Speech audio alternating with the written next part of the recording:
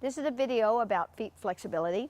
And so if you don't have good range of motion and good flexibility in your feet, it's very hard to score in women's gymnastics. So as we go, I'm going to tell you the points to look out for. For example, I'm just going to have her get in high releve, plie.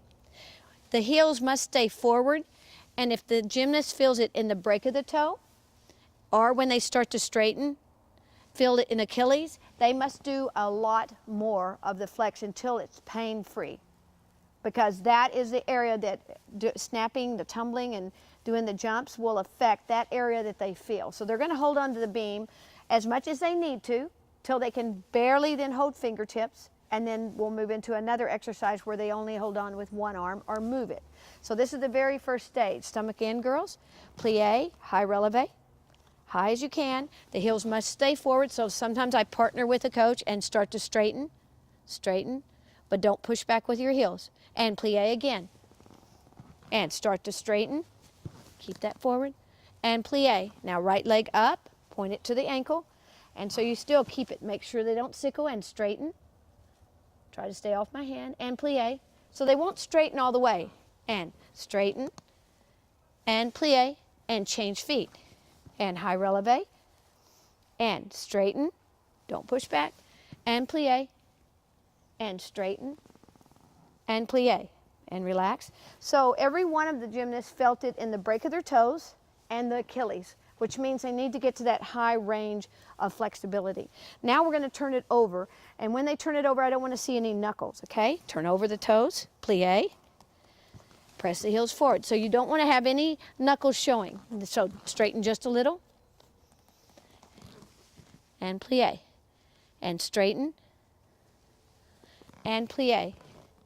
And now hold the right leg up and start to straighten and plie. Try to stand up tall and start to straighten. No knuckles.